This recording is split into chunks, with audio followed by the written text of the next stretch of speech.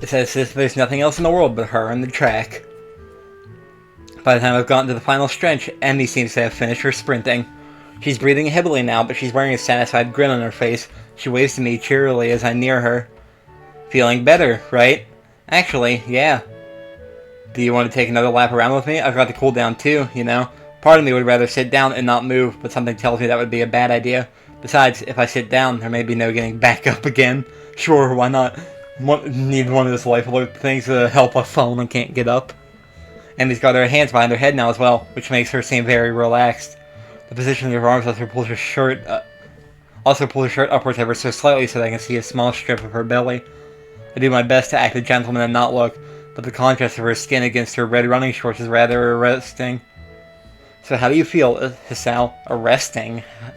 What would that how would that make sense in that context? Because arresting is like arresting someone. Oh, striking, eye-catching. That explains why. Surprisingly good, actually. I'm sore and tired, but surprisingly good. As soon as I say it, I realize that it's true. Sure, part of me wants to lay down and die, but I feel like I've accomplished something. It feels like a glow throughout my body that persists despite the soreness. Yeah, that's the runner's high. Runner's high? Yeah, it has something to do with adrenaline. Emmy thinks for a moment as we walk, trying to remember. Then she shrugs and grins at me. I don't actually remember. It's a good feeling, though, isn't it? Better than sex, right? I open my mouth to respond shortly before processing what she's just said. Emmy watched my face for a few minutes before bursting into laughter. Sorry, I can't resist. You're just too easy. Why did I agree to run with you again? Emmy just laughs harder. She takes a hold of my forearm and tilts it, allowing her to get a better view of my watch. Her face changes the moment she sees the time. I didn't even know what to say in there. Like, her comment to that, like, stunned Hisao and me silent. Oh no, we'd better get a move on, Hisao. Class is in an hour, and I need to shower. I should probably do that as well. Oh hey, that rhymed. I need to see the nurse, too. Maybe he'll write me a note for being late. Why do you need to see the nurse? Emmy points to her prosthetics as if that would explain everything. It's important to check for irritation. You know, from sweat or friction or anything. Normally I'd go after practice, but if we're going to be doing these morning runs, then I guess I'll see him twice a day. Wait, so Emmy has only started doing these runs since I showed up? I thought she was doing these far before us. If it's more convenient for you to run with me at a later time. Don't be silly, I've been meaning to start running in the morning for a while now. But if I didn't have a partner to run with, I'd be less likely to keep up a routine. It's always harder to blow off a commitment if you're going to let someone else down, you know?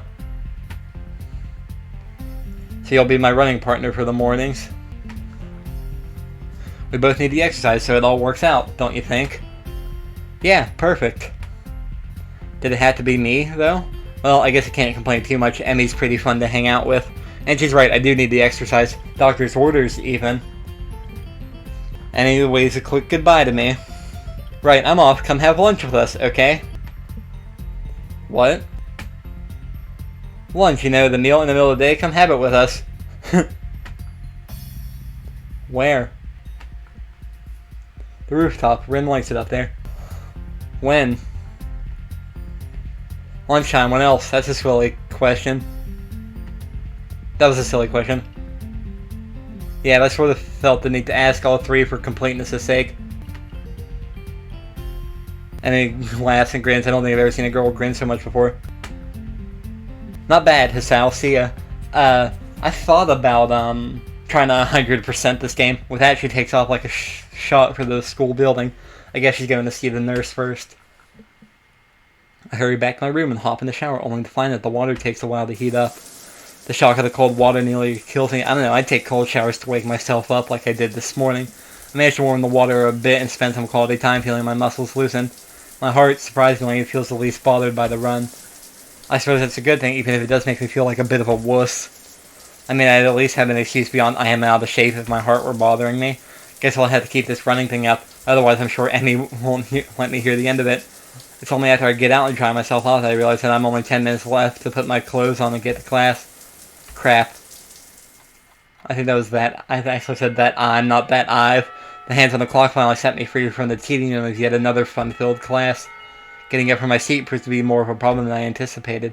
My legs are killing me from the morning's run. Maybe doing these with Emmy isn't such a hot idea after all. Still, the run's giving me a hell of an appetite. I'm halfway down the hallway to the cafeteria when I remember that I've got my lunch with me. My parents saw fit to provide me with some prepackaged stuff when I moved in, and a good thing, too. The hallway is packed with students headed for the cafeteria. Going back is like swimming upstream, but I've got an appointment to keep on the rooftop. It takes me a moment to find a staircase leading up to the rooftop, but I'm willing to bet that Emmy and Rin aren't up there by now anyway. In fact, I think I saw Emmy among the bodies in the hallway headed for the cafeteria. I step out of the door to the roof and take a deep breath. The fresh air blowing against my face and body almost makes my legs hurt less. Maybe if I'm upside down... Part of me wants to be surprised that Rin's already up here. What's that going to accomplish? Things in the clouds? Couldn't you just look at them right side up? Rin rolls her eyes at something approaching exasperation. Then I wouldn't get a new perspective. Is upside down really a new perspective? Aha, that caught her off guard. Rin looks pensive. You may have a point. Maybe sideways. As Rin lays down on the bench to look at the sky, I give up. Unfortunately, Emmy chose that moment to burst through the door carrying 2 bags. She nearly takes the door off the hinges. Sorry it took me so long. There were a ton of people in line. She drops the first bag in front of Rin and takes a seat on the bench next to her. You buy Rin's lunch for her? Sometimes, yeah. I'd have Rin buy my lunch for me in return, but I'm not sure how she'd carry it. Plus, I'd never buy her lunch. If Rin's offended by Emmy's comment, she doesn't know it. Emmy sniffs. How ungrateful of you. I'm not sure whether the two are joking with one another or if I'm witnessing the beginnings of a cat fight. 2 girls stare at one another for a few tense moments before breaking into smiles. Hey Emmy, do you think being upside down is a new perspective on things? Didn't I already have this conversation? Emmy looks thought while apparently giving the question some thought. What was her question? It was about new perspectives, right?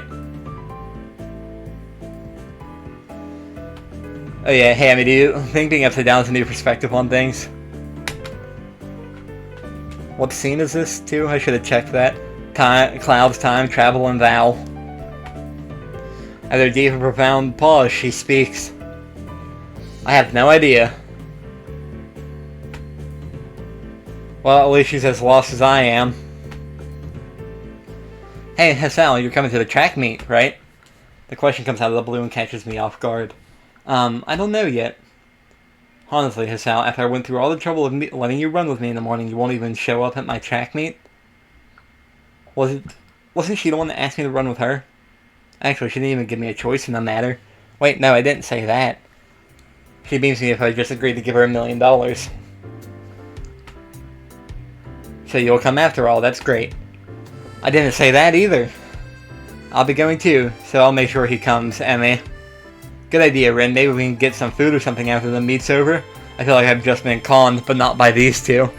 More like by some outside force pushing me irrevocably toward my destiny. Or maybe I shouldn't read books that feature conspiracy theories so heavily, otherwise I might wind up sounding like Kenji.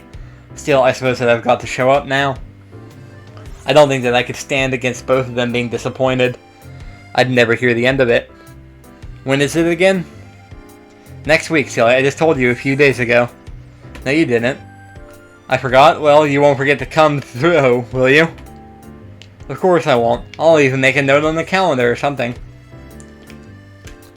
Rin nods sagely. That's probably a good idea, you know, unless time changes its course. It can do that? Rin gives a non-committal shrug. It hasn't yet, but you never know. This time it's Emmy who gives a shrug. I suppose it can't be helped if it happens. I mean, I believe time only has one course, but I think it's interesting to think about other timelines, like what if I did this instead of this?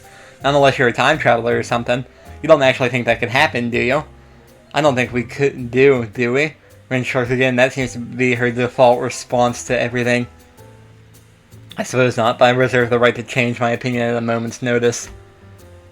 For Rin, the statement makes a disturbing amount of sense. I think it's like, I follow the life is for us to choose or something. For Rin, this statement makes a disturbing amount of sense. The fact that I realize this now frightens me a bit. I wonder if Emmy gets this feeling all the time. I wonder if she does not, if she does, she's not showing it, though. Emmy merely nods. As expected. What's that supposed to mean? This time it's Emmy who shrugs. It's like she's using Rin's own weapons against her. Your response is the sort of thing I'd expect from you, that's all. Am I really that predictable? Emmy's smile seems to border on gloating. Nah, it's just that your unpredictability is pretty predictable. Well, that's alright then. I don't get the chance to see whether Rin's being serious or not as the bell rings. I didn't notice the lunch period slipping by at all. Hanging out with these two was far too interesting. Emmy jumps up, a look of panic on her face. Oh no, I needed to stop by my room to pick up my notebook for the next class. Don't you wish you had a time machine now? Rin seems rather smug as she delivers this line like she just won an argument. Emmy ignores Rin's comment. Sorry, Sal, but can you make sure our garbage gets thrown away? I usually clean up myself, but I've got to run. Sure, no problem. Emmy darts away with an urgency I'm starting to expect from her. I don't bother asking Rin why she couldn't help. She already seems to be preoccupied with something else entirely as she wanders off. She's probably used to Emmy taking care of her cleanup. For some reason, I doubt Emmy's ever raised the issue with her. Cleaning up from lunch should take long, so I have plenty of time to toss our garbage and get to class. Misha greets me with a wave and a devious grin as I walk through the door. Didn't see you in the cafeteria, Hee-chan. Yeah, I decided it was too crowded there.